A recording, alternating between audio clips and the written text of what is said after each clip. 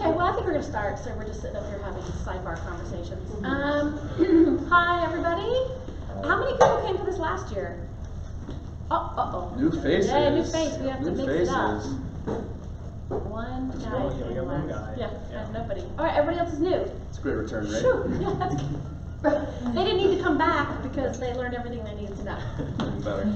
So we did this last year, and people liked it so much they wrote in and said they wanted it again. So here we are. My name is Jennifer Kite-Powell. I'm a technology and science writer for Forbes magazine. I'm going to let everybody introduce themselves. But first, I just want to say we all met on a press junket like almost 3 years ago now. Oh my God. We've been friends too long. We've been friends too long now. My name is Neel Patel. I'm a freelance science and tech writer. My writing's been in Popular Science, The Verge, Night Magazine, Wired, and I mostly just cover, most of my stuff is science these days, but in the past I've written a lot about tech and still keep up with it pretty well. So. Nice. My name is Chris Longo. I'm the deputy editor for denofgeek.com, which is one of the fastest growing pop culture websites in the world right now. It is. So mostly I cover movies, TV, games, comics, but definitely the intersection of tech and culture and entertainment as well. So we put a cross section together because we all get PR pitches from so many different kinds of people. So before we go on, I want to ask, how many are PR people in here? Okay, that works. It's still the same to us. Yes. 2. Okay, good. We'll go easy on you. And how many people are startups or companies in here? Oh, good. Okay, good. And everybody else is just hanging, chilling? Right on. I like that. Okay, good. So what we're going to do is we'd like to open the floor up afterwards. If you guys want to pitch an idea or a story to us, we'll be able to tell you if it's something we think we might write.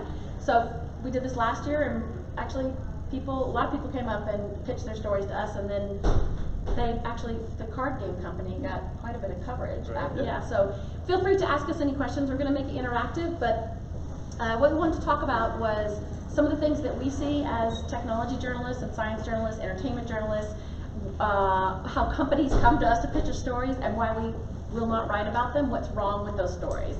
So the first thing that we tended to all agree on was how bad pitches are out there from companies or PR people. And do you want to talk a little bit about that, Neel, about the kinds of things you get and why they don't work for you? Sure. One of the biggest things that happens to me is I might write a story on AI or Bitcoin or blockchain or something, and it might just be like a one-off kind of thing. These aren't necessarily beats that I cover that rigorously.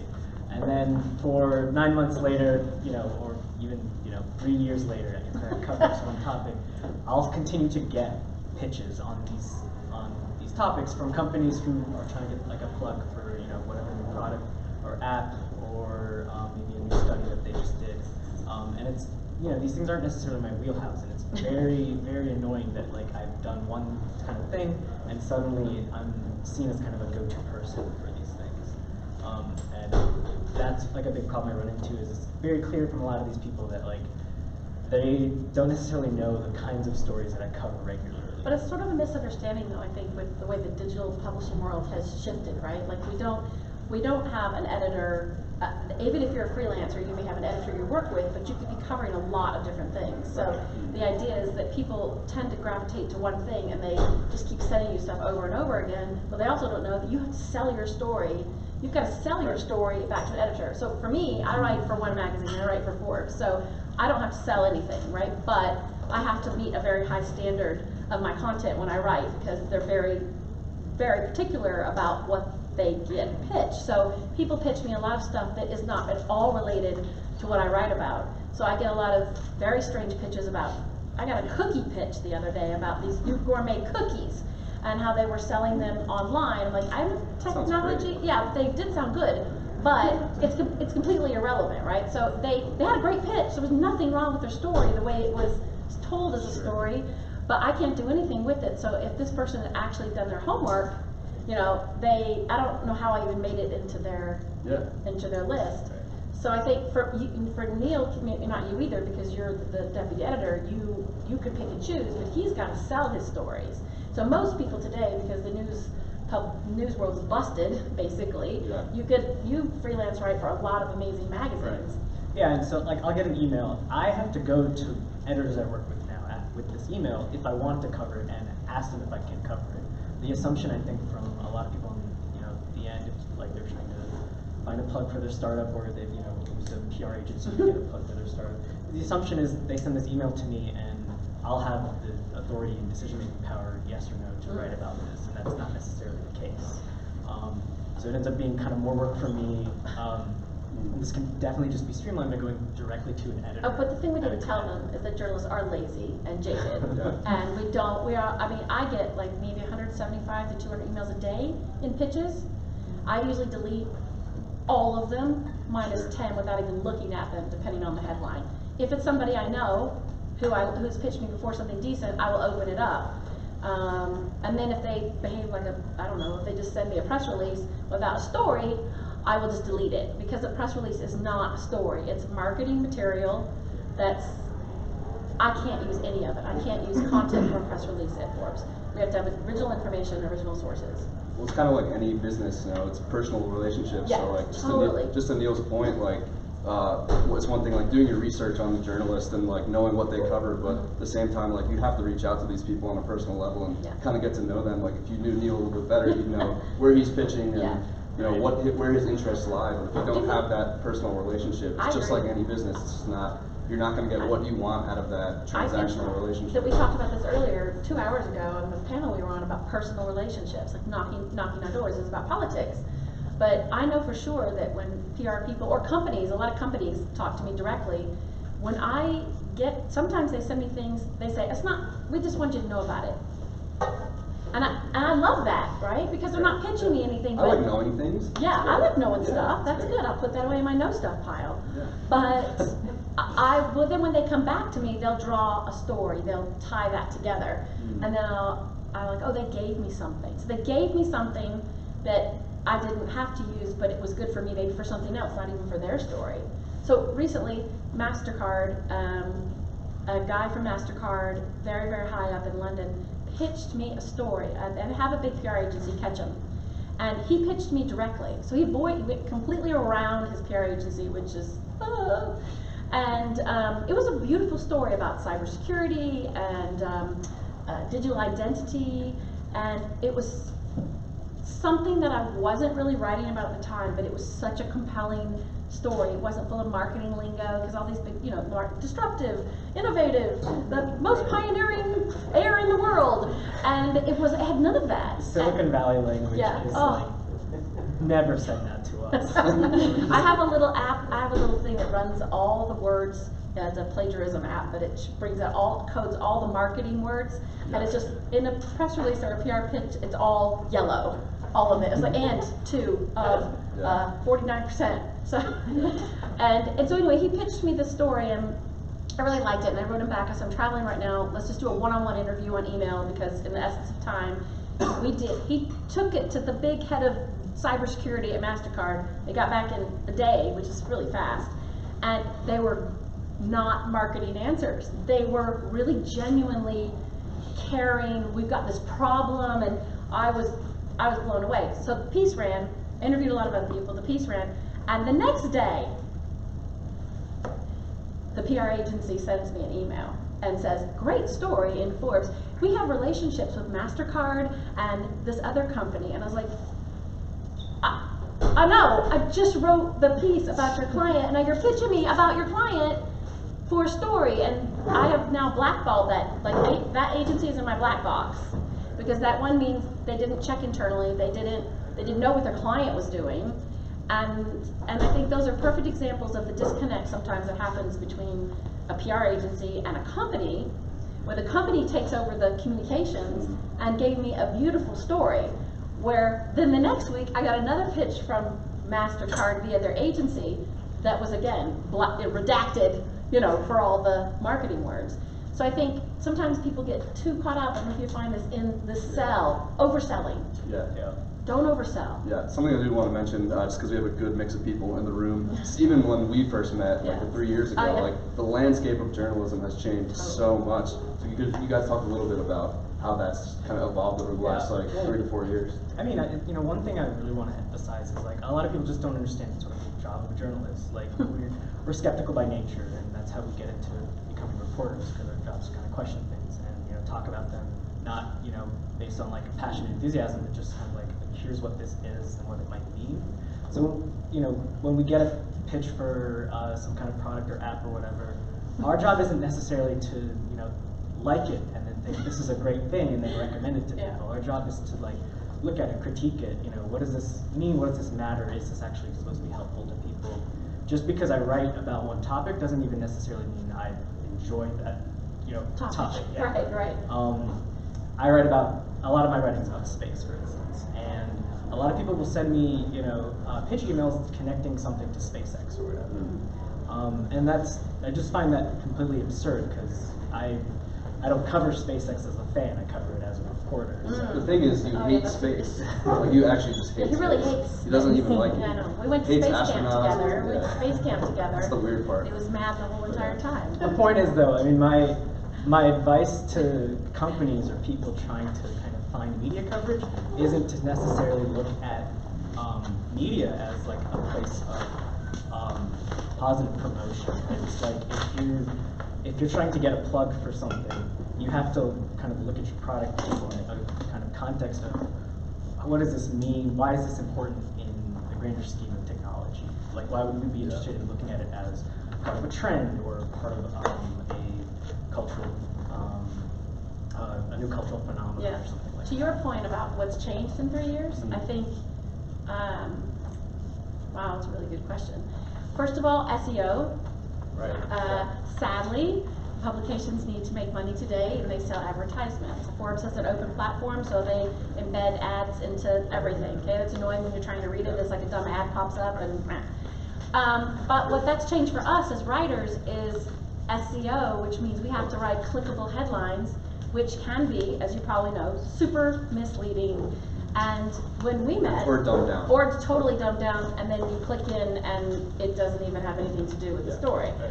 I think that is, since you brought that up since we met, I think that has been so much part of what's happening on the Forbes platform, that we put in software that corrects that on the back end. So it's very interesting that when you go to write a headline now, you can optimize it to see what the best clickable SEO headline is within reason, right? So it has to still have the same connection to your story, otherwise you'll still get an F.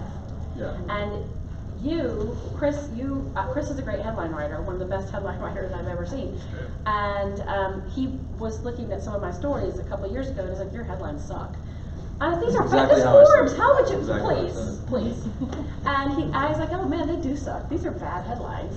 And so like just spending time with a fellow journalist, like learning about, because you guys spend a lot of time on SEO on the back end, because you're dead of geek. Well, just because of Forbes, like I think Forbes is a great example, because in the last 3 years there's been such a flip with Facebook and Twitter and how traffic moves to these websites, and So because fast. especially like I guess it was like 2016 in the years since 2016 for all the stuff that's going on. Politics. Facebook kind of turned off the valve to a lot of media publications. That's resulted in a lot of firings, a lot I of think layoffs. that's part of the problem with the business. So, Facebook turned off those feeds because they wanted to be they wanted to be local a news feed, local news. and they're not. So I think, and that affects me because we write our own headlines. Do you write your own headlines? Yeah. Well, I mean, I do, but you know, my editor will usually. Okay, this so is part of the reason why I went into freelancing, because I was just sick of playing this whole SEO game. yeah, it's kind of gross. Yeah. I mean, I feel like There's no end in sight, really. it's just getting worse. So if a company sends a press release, or say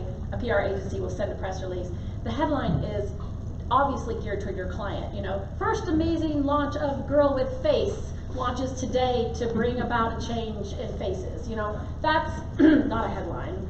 That's so much subterfuge that I never get down to what the story is actually about till the last sentence of the first paragraph. And I think if there was a little more transparency in how people created these messages, we'd probably have less of that. Because I get a lot of I get some PR agencies will say, "We didn't like that headline." Like, I don't really care what you like or not. If you like a headline, buy some content and place it, because that's the disconnect. There's the sponsored content, and then the SEO versus what we're trying to do. Well, transparency is trust. So like that's why it's good. Like we're having these discussions in front of everybody, because it's good for everybody to see the process of how these stories are getting out there. And you know, a lot of times we'll get blowback from users, especially on Forbes, I'm sure. But I don't think any of your work is malicious. Like, you're doing your best job to serve that story. Yeah. And there's valid reasons behind that. So I think if you peel the curtain back, And people would be a little more understanding of how this process plays out. I think you're right. And that note, to continue on this, I think that I also have a lot of people that ask me to take stuff down. And I always thought that's quite fun. I try not to get angry, but I recently just had this 3 days ago, and he said, you could just remove that last line. Like, This is no. from the publicist. No, yeah, it's from the publicist. Yeah. You could just remove this last line. Like, what? Is No, that- I can't just is it remove it. inaccurate? Is Yeah, it what's wrong with that? wrong? Well, the executive really didn't like it after he said it. And I said, that's just way too bad. Like, that's a fact, and that's in there, and that's not going away. So I think it doesn't make you, it changes the dynamic, I think, between the people that you need to work with, the agencies, and the companies. Even if there's internal comms people there, you still have to have a relationship with them. But asking a journalist to remove a line is not journalism, and nor should anybody ever be asking that. They just shouldn't. I usually put people like that on the blacklist. Yeah. Yeah, I mean, if it's inaccurate, then definitely, Definitely. we want to get it correct and issue a correction and everything. But if you just don't like it, it just sounds kind of bad or provocative or something, like that's not. Our job is not to make friends. No, our job is not. I have no friends, so it's totally fine. Yeah, but what about? I mean, how do you? I do want to ask you guys something. There's only 2 PR people out here. How do you pitch a journalist? What's your preferred method of pitching? Anybody? There's no judgment. Packages. Packages. Sweet, lovely. Like hard copy, analog. I'd like that love to go works. back to that. Handwritten letters? Let's Handwritten go. letters? You mean like? Are you in the food business? Mostly wedding industry, Yeah, actually. yeah, but those people, they're lucky because they They get get stuff. packages, really nice packages, and you But pitch now I'm them. going into record labels, so. So what are you gonna send, records? Maybe. Okay. Liquor. Liquor. Vinyls. That'd be great. Send some Okay, what vinyls. about you? I'm a former journalist. Okay. 20 years Oh, right turned on. into the PR world. Okay, where's the dark side? Yeah, well, Okay. it's sort of. Sort of like dark, we're both I don't dark. like saying publicist anymore. I'm more like a warrior, champion But I of think good stories. publicists and PR people are different people. They're They not are. in opposition, is what I was saying before, Yeah. you know, like once we accept the pitch, we're collaborating. Not But in I look opposite. for you, and what are you Yeah. writing about, and what are Right. interesting you? What's interesting you? Interesting to We you, got you. rather. Yeah. Thank you. Yeah. And what are the headlines Yeah. happening today? And then I try and tie it all in so Okay. there's relevance. Well, I would love to get a pitch from you. Well, people don't understand the relevance. Yeah. It's a major factor, isn't it? But do you think because you're a journalist, you saw that, right? You were on the other side. so Sometimes you- I'm embarrassed, and I'm like, No. I'm really a journalist, seriously, in my we DNA. we did we actually travel around and do this little spiel here to some agencies and companies because, Smart. because they used to say, oh, we have people here, we have ex-journalists that are in here. I'm like, and they're getting a big fat paycheck, so they're not going to probably tell you the truth, but we just Exactly. come in and tell the truth. And then the thing is like, it's better for their business to have better stories be picked up. Yeah. So, I mean, It's not about volume, you know, It's- like yeah. everyone thinks these websites are like content factories, but very limited resources. yeah, content factories. And especially newspapers, like newspapers have very limited resources, so I have such tech respect. reporters really have to pick and choose their stories, so, Right. you know. And by virtue of that, it's like we're not going to just be digging through every single email to look for kind of like a little nugget that might be interesting. Like if you don't have anything that is like truly compelling, Yeah. you I think I love to get data and data points and things. Like I really love to get. Here's what I don't like. It's the most. It's the first. It's the biggest. It has the most data. It has the most consumers. Like most is not a number, right? I would much rather you say, look, we just started. We're small, but we have this many people that have already signed up to do blah. I would much rather see that's the thing, honest transparency. Just tell me the truth, because I'm going to get there anyway. I'm going to dig far enough down to where it's going to turn out that you only have like one person, and your 20 other friends don't count. So I would much rather get a straight up answer right away. And I love data, I absolutely love it. I love it sourced, so that's important. MasterCard recently had a very big data number they gave me that blew my mind. And I said, you guys, where's that number from? And they said, well, it's proprietary. Yeah, I can't use that number. And they fussed and fussed and fussed for a while, and then they actually went and gave me where the data came from. But it took 4 emails to get it. Yeah. And it's such a better story with the actual source on it, and then I could use it. Otherwise, that kind of stuff gets dumped into, well, I usually delete them because I don't like to use unsubstantiated data. Yeah. It is possible that sometimes I have dumped it into a quote. Claims that he has such and such data. Well, most of the data companies charge, Deloitte, Yeah. Gartner, Nielsen ratings for broadcast media, charge for it. Yeah. So, the people that, and I'm in TV and radio Oh, broadcasting. you were last year, weren't you? Yeah. That if you get all this data and you go, hey, there are more people in this valley that don't pay for TV from satellite and cable than anywhere else in the country. How do I know that? Well, I can tell you how I know, and you go verify it and all that kind of stuff. And so is that a compelling story? Well, is this a move to the market that, hey, people are cable cutting? It was on the news just the other day. Hey, people are cutting the cable, but what are they going for? They're waiting for 5G and they're going for streaming. And or 5G. they're waiting for Netflix. ATSC 2.0. I think it's a great story. That's a great story. I cover Netflix all the time, and that's like a balance beam we have to walk because all that information is proprietary. All the data for their viewing numbers and whatever movies come out and how many millions of people saw 1 that. million So views how do for you- Bird Box, sure. Yeah, how do you cover Bird Box knowing that like they could make up this data and just because it's good marketing? for The them. water pressure dropped when everybody went to commercial and flushed the toilet. That's how you know everybody was watching at the same time. You heard that story. Yeah, but that'd be great in a quote. Like, I would use that in a quote story about an article that I wrote about how are they measuring 1 million viewers. I'd love to use a quote like that. Yeah. I would love it because it's honest, but no PR person's ever going to give me that quote. I'm going to have a talk with you, and then you're going to have to feel irreverent enough and confident enough to say If it. you want to write that story, I'm here. All right, we'll talk afterwards. I like it. I love 5G stuff because nobody really understands it. I think that story is a good point too. Just like when a pitch has like a character that's like kind of real, like someone who like it isn't just like a figure that sounds polished or whatever, but like a real human being, with like opinions and ideas and thoughts. That's for me anyways really compelling. Like that's something I'd be more interested in looking into. If this person is just like they would make a good person to But how talk do they to. tell you that story? Like, well, how do they tell that? Because sometimes I feel like I get those and I'm like, that sounds like a corporate. Do you have people pitch themselves to you rather than going through the companies? Yeah, I have a lot of that. I have a lot of people, mostly CEOs of startups, because they think they do everything right. So I get a lot of pitches from those guys, but they're full of pomp. They're very pompy, and then I actually want to talk to the PR agency. I'm like, can you just get that other person on the phone? But yeah, I do get a lot of that. And then I do, like what you said, that quote, I would kill for comments like that. So the more time I talk to people, they get more comfortable, they get sort of into this thing. Because if you really have a story to tell, if you really want to tell this data 5G story, and you're gonna really just let go of this marketing lingo and just tell it.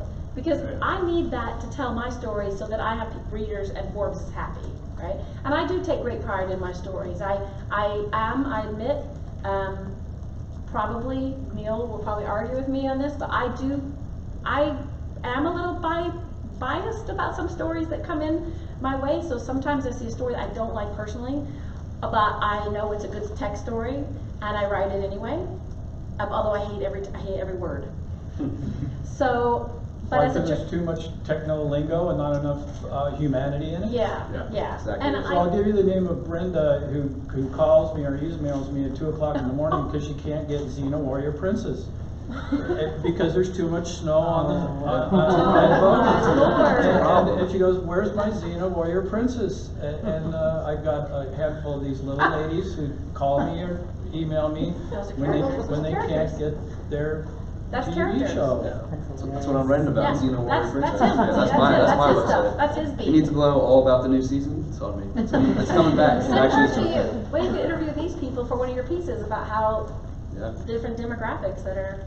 So this is the humanity of TV broadcasts. A lot of people don't really realize that the FCC was designed to create utilities for people like the little old ladies on fixed income in a trailer park who can't afford Cable One and CenturyLink and and DSL and all this other stuff, and this is their way of seeing the rest of the world.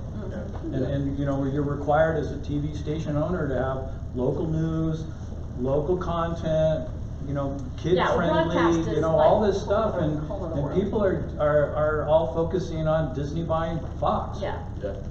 So Where does that leave the little old lady on a fixed income? I don't know, poor thing. Yeah. It'll still be there. One question I'm really kind of interested in hearing from the three of you is, you know, like when someone's pitching you, like they're kind of pitching you their baby, right? Yeah. Like this is like what's really important to them. Yeah. So obviously you guys want to like have the integrity of covering it well, I'm sure. So I guess like if you could give me like, if someone wants to pitch you, what's like the three things that like, man, like that was exactly what I want to hear. That's in the a way that I want to good hear question. It. We're Like gonna that's tell a good you. story. Okay. That's a really good question. Yeah. Context is key for that one. What I was saying earlier was that I really like the documentary series that CNN does.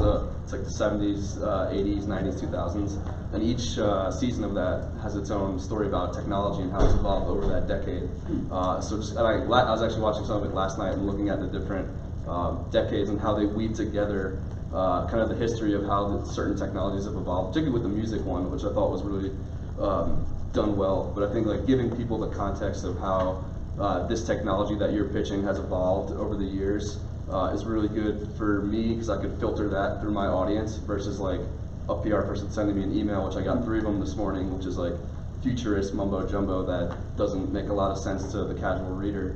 I'm not gonna reiterate that to my readers, but I wanna put this into a context that they could understand and kind of incorporate into their everyday lives. I mean, like I was talking earlier, you know, characters, you know, people who are real, meaning that like people who are kind of honest about what they're trying to pitch. You know, it doesn't have to sound polished, doesn't need to like be hiding all the weaknesses and flaws. Like, it can be open about that and just own it. You know, like, oh, well, we have this setback, or like there's this problem here, but, and then we can talk about, you know, just like kind of how you move past that.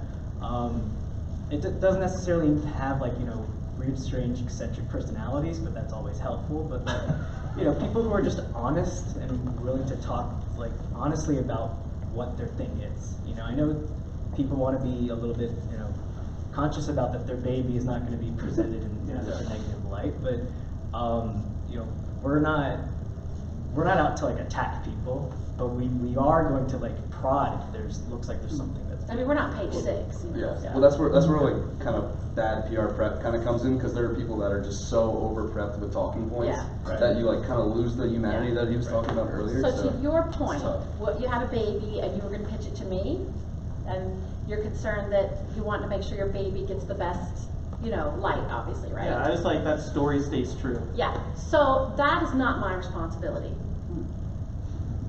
It's your responsibility to tell me that story with data or facts or people that can tell your story. So when I'm looking for, I don't care about your baby. I care that my readers like the news or the story that says. I don't care, because I don't know you. And frankly, most people are too close to their own story, right? So if you send something out to me, you're like, this is it, this is the best. This thing solves all the crime in the world. I don't know, you can tell us what your baby is later. And I want to know the truth behind that baby. I want to know what didn't it do, what were we doing before, the evolution of things. Like, what didn't happen before? I want you to tell me the truth. I want you to say, okay, they did it this way, it didn't work, but then this way came and it didn't work. But this is what we're doing, and we think it's going to work because blah, blah, blah. And I also love it when people give me people that have babies, they give me babies. I like to see somebody outside of you that's using it or has used it. I want to talk to that person and say, I don't want to ask them if it's good or bad. I just want to go, how are you able to change your business with this baby? Because I look for what a story is behind a piece of technology, or how a piece of technology or a record label or anything has impacted your lives, right? What has changed because of it? So, by example, everybody's talking about blockchain and blockchain for finance and blockchain, and nobody gives a flying rat's ass about blockchain in this room unless it impacts them directly, right? So I got pitched by blockchain recently from a group of farmers who were pitching me, talking about the provenance of food and how we have this contamination in our food. How do we know where the pig was slaughtered, the ground it ate, the feed it ate, who slaughtered it, who processed it, till it got into the store, and in the store where you're shopping at Whole Foods and you're looking at your product, right? That's a great story. Blockchain, pitching me blockchain technology, snore, I don't care. I don't care. But they were small, they created a nonprofit, a provenance that would help farmers track their food from source to store. Huge, right? And I thought it was very bold of them to pitch me because they actually said, we're not sure this is going to work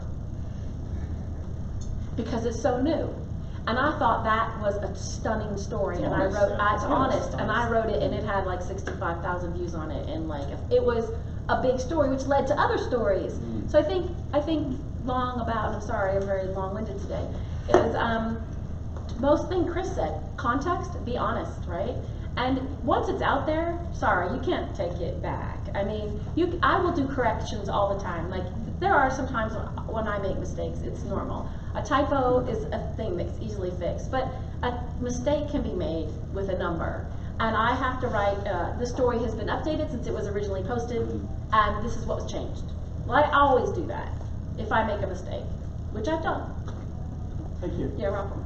Does that help? Yeah. Okay. Good question. Essentially, you're just looking for the company's story of the human interest piece that kind of affects, Totally. like, your user. You can and tie it what they're- together. Totally. Yeah, that's And the technology, technology is, I have somebody recently pitched me and they said they didn't want to talk about their tech. I'm like, well, come back to me when you're ready. Because I understand proprietary, I get it, like the whole point about Netflix and the numbers. But if you're not prepared to talk about what you're telling me you want me to write about, you have to, somebody might steal it. No, nobody's gonna steal it. Like, nobody's gonna steal it. So you're not ready. I say a lot of companies actually aren't ready for media coverage. Like, you don't need to go, and I mean, startups, of course you're looking for fundraising, but the investors are just, they're looking for users and, uploads, and they're looking for data points. So if you don't have data points, maybe it's not such a good idea to start yapping, because then you gotta go back and unyap, right? Maybe you wait, you get a nice chunk of funding, and then you say, hey, I'm making blockchain for cupcakes, and I got this great funding, and it's kind of interesting use of blockchain. What do you think? I wouldn't mind that pitch. That actually brings up a really good point, because how much over there. is media coverage worth to investors?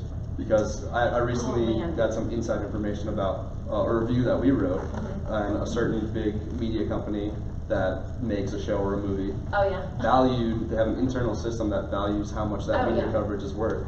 And it was worth, so they valued the actual worth of it and the impressions. Well, that's like old school. And they were way Column off with edge. the impressions, like it wasn't Yeah. even close, but they assigned the value to that, which was a lot. Well, that's probably more in your world than my world. But I'm saying, if there are investors, or there's a tech Well, company and they're looking to Yeah. Tech show companies, there's startups, buzz. I'll get a lot of tech companies, a lot of startups pitching me. I do a lot of tech consulting, like mentoring, and they all say, well, we need to get coverage because we need another round of funding. Right. I'm like, but what have you done? And they'll say, well, we're good. We're great. We got a good startup. Okay. I can do him and then you. Yeah, I see you. I have a corner of my eye. Sorry.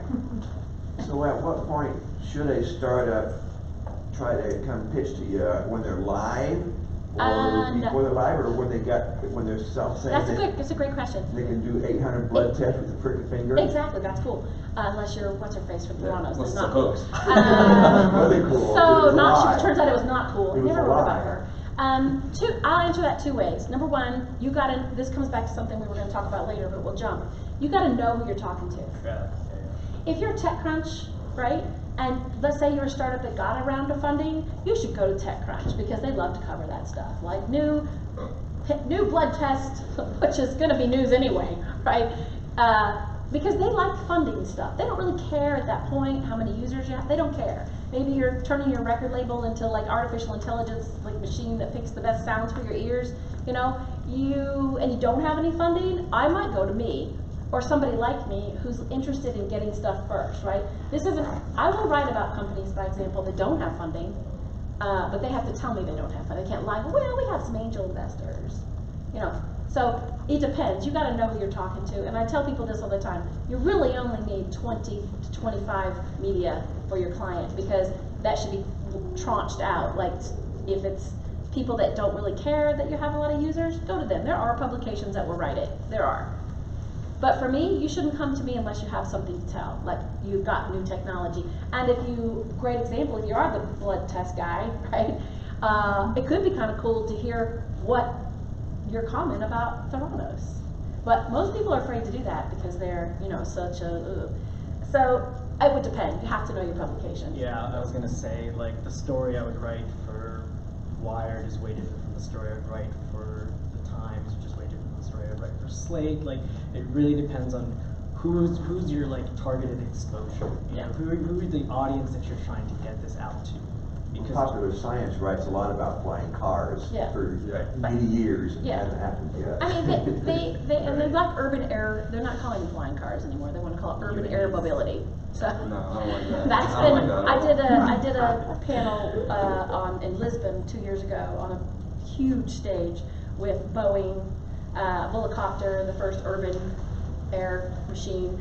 And some other, a VC guy that does, Frederick Chopin, who does like all the incubator stuff in Europe for flying cars.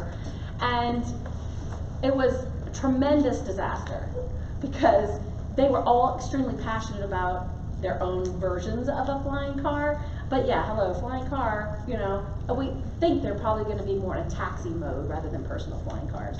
But I mean, you could come to me with a flying car story, but it'll be hard because people like Pop Sci and those guys, like you said, they'll write about that forever. They don't really need a bunch of data, like, because there's a lot of data out there from different areas, and also it's Pop Sci, which I love. Do you? Yeah, well, a side note, Boeing has like a $2 million enterprise kind of thing for flying vehicles. Yeah. And there's a company that I ran into, they're out of Seattle, and there's still at prototype stage, like, why do you guys think you're going to win? Because we've talked to everybody else in the competition, and they're as far behind as we are, but they're all lying about being And nobody knows how far behind anybody that might, is. that might, maybe the lying part is a good thing. Okay. The question is that I like the idea of it being important to research, you know, who our target, where is our target audience, and who is writing for them. I think that's something a lot of people just don't do. Right. They go, ooh, Forbes. Yeah, Or well, they that's go, ooh, ESPN. Yeah, no, it's true. Yeah.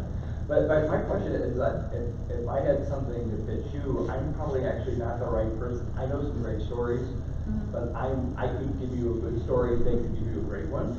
Oh, you think you can? Is it good to, you know, does it help to, hi, I'm doing this amazing, wonderful thing, and work with me? No, I know some people who really work Tips. Tips, Tips. tips, Love 'em. absolutely. Love tips. That's what I said. Give me something. Yeah. Guide So your now then, my tips. question is, Tips, tips. what Because it's order? coming from someone that's interested, Yeah. that's a reader, It's that's passion, interested. it's passion, So like, yeah. So I should give the tips in what order do you agree? Oh, you actually have tips Oh, for yeah. us?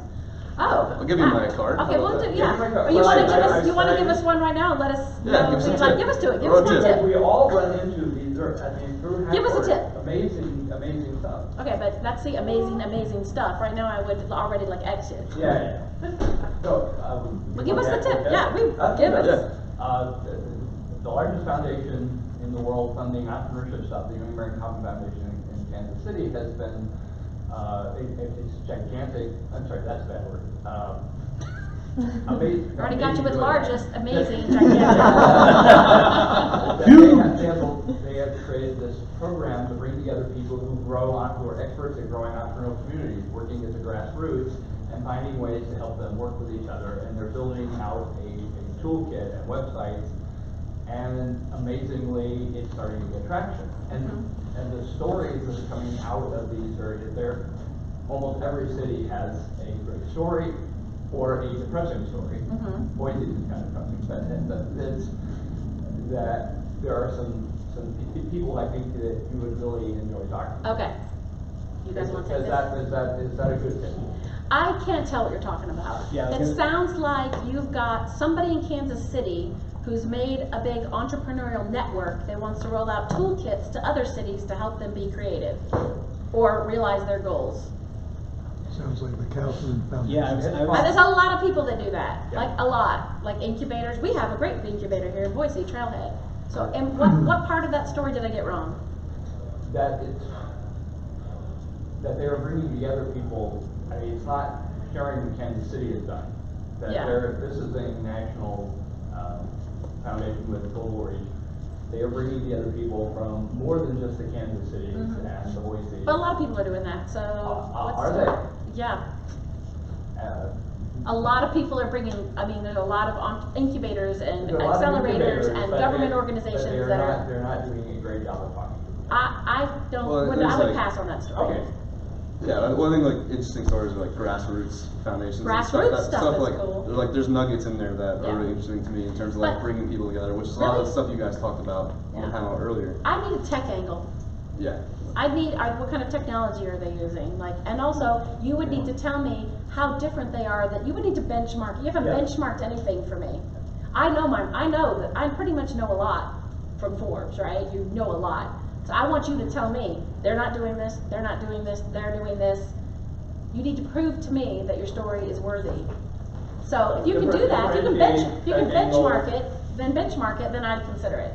Yeah, some more specifics, basically, like why are they more successful? Why are they more impactful than? Like, why does Albuquerque come out of nowhere? How about Fargo that's come out Yeah, of but nowhere? that means you're gonna be ready with data. Like, I don't wanna, that's not my job to go spend hours and hours. Like, you should come back and go, maybe you have already mapped, or this company has said, Albuquerque's come out strong and here's why. Yeah. Like, Phoenix is falling behind and here's Well, why. it's the same tips this gentleman asked us. Yeah, Yeah. just kind of using that Yeah. to springboard into a pitch. But- So the other thing is, we wanted to talk about today was, wait, are there any other questions? Any other? No?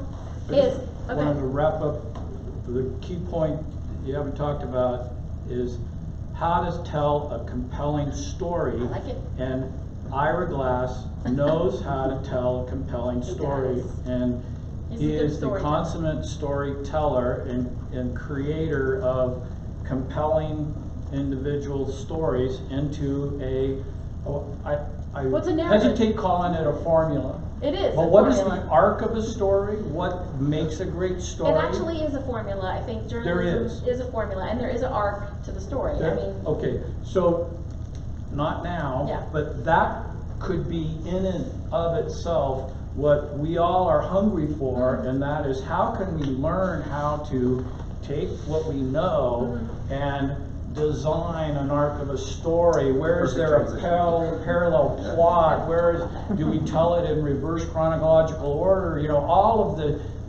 the nuts and bolts Yeah. of storytelling, which can be in and of itself in its own I say symbol. you have to move away from the past and move away from press releases and any marketing collateral, because they confine you to a pattern that is not a story. A press release is not a story. Right. So I think if you look at any story, you look at how does it start? It starts with a situation, a scenario, context. Once upon No, a it's- time, Exactly. Once upon a time, in 1970, there was a stormy night. there was cable You one. can't even, I you don't can't know. even get to that point unless you've done the research. Exactly. So like, once you have that base of knowledge, like, you don't have to be an expert about everything you write about, because we can't. Yeah. You know, we write about, you write, what, 5 stories Yeah, a month for yeah. Forbes? I You think can't- after you're it's not- done, I you're print not it a- out. Yeah, you're not an expert about every kind of robot that's out No. there, but you do your research, Yeah. and then you get to that point where you're, like you're talking about, then you decide, how do I puzzle piece this together? Puzzle piece it is a great And analogy. there's no formula. Like, Ira Glass has his own kind of structure, Yeah. more or less, but. But if you listen to Ira Glass, he does start with some background. He starts with Right. context, and I think that's exactly what we're saying. What is the background? Like, we get so many incoming stories. We know a lot. We can, topic areas, but I still have to make a story. I still have to see where it fits in with everything else. I have to see, what do people really think about this? How is this real? Is this even a thing? Yeah. That's the farmer story I love a lot, because of the sort of humility of it all, right? And I really hate blockchain. I hate it. And I've been on Twitter out loud bitching about how much I hate blockchain, and all of a sudden I'm writing about blockchain. And people are like, "Oh, you hated blockchain." I'm like, well, yeah, I do, but, So I think even I learn as I go what the story is. I like to apply unique technology applied to things we don't think about. Right? How does that change our lives? How does blockchain can also be applied to fashion industry? Where is the cotton grown? Where is it sourced? What kind of labor was using? Like, it has so many applications. Yeah, sweatshop, like people like to know this, so it's, to me, I see a consumer side of it, Yeah. rather than, you know, someone will be able to crack blockchain like tomorrow anyway, so then we'll all be on to something new. But, your question. If I could piggyback on you guys for a second. If you want someone to practice on before you go approach these guys, my name's Sharon Fisher. I cover technology for Idaho Business Review. There you go. We cover just Idaho companies. So if you're an Idaho company and you have an interesting story to tell, come talk to me first, and then you can go to them and see. No, Just it's- stole I like my it. idea. I like it. That's a good point, like, I- if you want past coverage. Yeah, what? If someone sends me past coverage, yeah. you know. Not from you, not It's a from good your chance of- competitors. No, we don't Like, feel like, for no, yourself. but this is your fellow journalist, it's fine by us, and we don't care. I mean, I think the idea is like, you should practice your pitches. A pitch to them is different than a pitch to me. A pitch to me is different than a pitch to Neel. But again, you know your audience. You Yeah. have to know who Yeah. your intended audience is. Yeah. We're Do you gonna write like down past different ways. coverage too? Huh? Do you like when people include? No, I don't. I do. He I do. loves it. Yeah, I love it. So it's different. Yeah, we were gonna talk about, you, It sort of just depends, you know. Right. I'm not gonna repurpose the same. Like you have to go for a different angle, but it's good to see that other people are looking at this or taking it seriously. okay, so I'll add they're much nicer than I am. If you pitch me at Forbes and you give me past coverage from CNN or Quartz or PopSci, I am deleting your email. Like, oh, thanks, Well, thanks for that. It's because there's a reason for that. They want it on their website Yeah. so they can put That's the names of Forbes, that's CNN, exactly what they want. X, So then Y, I and know Z. it's all for marketing. Yeah. But if you're in the Idaho Business Journal, like, yeah, send me that. Idaho Business Review. Thank you, Idaho Business Review. Maybe for that, because I know that it's not Smaller. Yeah, it's smaller, and they're gonna look at something differently, and I could probably glean something from that. I can't use it, but that could be a source. If they had some data in there, I could source it back. And this comes to your point about also social, because Chris likes to get, he doesn't mind social links embedded in his stories, because sometimes he can go back and, I'm speaking for you, sorry. No. Well, I just think that, I mean, oftentimes we're pitched and there's long chunks of text, Yeah. which you have to comb through. But sometimes, like, if I'm just not understanding what this technology is doing, and maybe there's a link at the end to like an Instagram video, and then it's like, oh, this is what they were trying to convey. And now I understand a little better. Now I can go back and read this and kind of start to formulate a story. That's where I think that's helpful. Yeah. But there are times when it's Yeah, I'll just delete it. yeah. I think it's all marketing. I mean, I get where you're coming from, Yeah. but I just delete it. I think it's just the use of like multimedia, Yeah. and they're like good and bad way to use. But you get a lot multimedia. of stuff. I get my email. I My don't, emails I are don't. so long, and then they go, "Here's the Dropbox. Here's the access to the Dropbox, and here's the access to the press release, and here's the access to some data by Ernst & Young from 2016. Yeah. Also, don't send me old data. Well- Like anything 2 years old or no. I just For me, can't I'm deal. covering entertainment, so it's Yeah. like trailers for the most Yeah, part. you It's need that. photos, so like it's visual, like so we need that element to it. But I can see on the text. Yeah, side but you how need that's- it, and I think it's useful. If you Yeah. didn't have it, you'd be angry. So somebody shouldn't pitch you without that stuff. Right. I always tell people, don't send it to me until I ask for it. Don't, and it's actually got to be easier for you. Tell me a great story. It can only be It just comes back to know who you're pitching. Yeah, I got a pitch the other day that was 2 paragraphs, short little paragraphs. It was killer. And I wrote back. I'm like, yeah, you can send me this and send me that, you know. And I'm just finished the story. So, don't overdo it. You don't have to overdo it. You don't have to throw us. What's the headline? What's the headline for the story? Yeah. Can we make artificial intelligence more human? A+. Thanks. Learn from the best. Our headline machine was down the other day. I'm like, I can do Chris really quickly. I don't know where you are when you're reading my headline. No, yeah. So, and then the one last thing I wanted to say, and then I'll open up for questions, or if you guys want to come and pitch, is ask you guys, how do you like to be pitched? Oh, great. Oh no. You know, the goal behind a pitch email is that like that should be where I say yes, I'm interested in this story. Like I'm going to pitch it to my editor. You want to give the kind of information that can get me to say yes very quickly. You know, so it's like I don't want to read something that's going to take me longer than a minute's glance. Yeah, if that. I need to know that there's something bigger here, that I'm not just going to talk about your app that you think you're going to change the world with this thing, because that's not happening. But why is this like part of a larger kind of interesting trend or. But do you like calls? Do you like Twitter? Do you like email? I prefer emails. I don't mind calls if we have it scheduled. Oh, okay. But if you cold call me, I'm not gonna be pissed off if it's a good pitch, because I do like to talk things out really well. But if you're just going to read me a press release or something, that's a huge no. How do you like to get pitched? Well, I was just thinking entertainment, when the person doing the pitching is as excited about the project as the directors or passion. actors, so that passion really comes through, and that's not always going to be the case. Like if you're working for a firm, you're not always going to love every movie or TV show that's coming out, but the ones you are passionate about and that you've kind of checked off all the boxes we've been talking about, in terms of what my outlet covers, the way I write, what I've covered in the past. If you kind of tick all those right boxes and then send something a little personalized, you're gonna at least get a response. And that's a lot of people. I do try to respond to everybody as best I can, and there are a lot of stuff I delete. But do Twitter? Do you like being pitched on Twitter or Instagram or? No. Don't get at me through social media. Yeah. It has to don't It's pitch MySpace. That's my safe space. Yeah, it's our safe. Yeah, don't pitch. I don't like to be pitched. No, that's Yeah, a safe MySpace. space. I still use Oh, MySpace. MySpace just lost all of its data. They've come back around to announce they lost 15 years worth of data. That's a great story. It's all my data. I don't like to be pitched on social at all. Don't pitch me on social. Don't DM me. Don't pitch me, or I'll call your name Some out. journalists are into it, but they'll usually say, my DMs are open, Yeah. or something like that. But if not, then your best bet is to just go through. If you're gonna do it, it's got to be a good one. You gotta, gotta be you're a just home gonna run. get in big trouble. You're otherwise. swinging for the fences Yeah. if you're hitting me up on Twitter. And don't call me. I don't like to be called. You can call me. Yeah. Yeah, you call me. I'll write my number down. Yeah. You can call them. Yeah. So do you guys like programs like Cision and I don't have any of that, Yeah. but I am Well, really. It's okay. You know, It's okay. previous jobs have used to use things like that, but not really. the PR Fine, Volt, no. PR Volt and Cision. And Cision, we put our information in there, and it's been a useful tool for people to reach out. Yeah. That's what I But mean. for me, it's I'm dealing with more of the bigger movie studios, the TV networks, so it's they all have my information. Anyway. But they go back on Cision and check what our stats are, so that will kind of help determine the level of pitch I'm getting.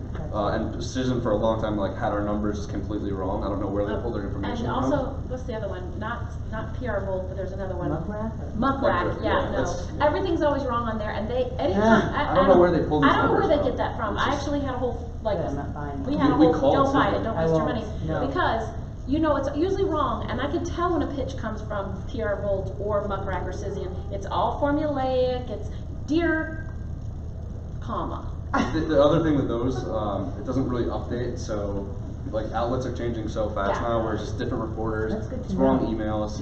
Money saver. Yeah, I don't But think. I think there is value to Cision for some people, just because you could potentially see Yeah, but how this big is part of outlets what's are. wrong with the system, because listen, if you actually know what your company or product is, and you spend a little time, instead of using that, then you're gonna know who writes about this constantly, you're gonna know who covers it, and then you're making a layer cake of media, and that's what you need as a company, a layer cake. Yeah. You need a business media, or people that write about cutting edge tech, or people business journals. You need a layer, and you need 2 or 3 from each of those, and that is what's broken in the PR system, communication system today with journalists, because we have so much performance we have to get out there. If we could be a good story buried in there, but these things suck so bad, and if you send me an email that says, dear, comma, we have a thing, we can report people. So we have a database on the back end where we can put, don't work with this agency, don't do this, because it's a waste of time. And nobody wants to work, everybody's time is valuable, not just mine, but yours as well, everybody. And you're spending big money on this, but the system is broken. I think it's broken. And the people I work with that give me the best stories are people that take the time to go back and say, and I love this, I saw that you wrote about this last week with a date, not just, I love your writing. I don't care, really? Yeah. Tell me that you actually read something, and I'm 100% gonna open that email.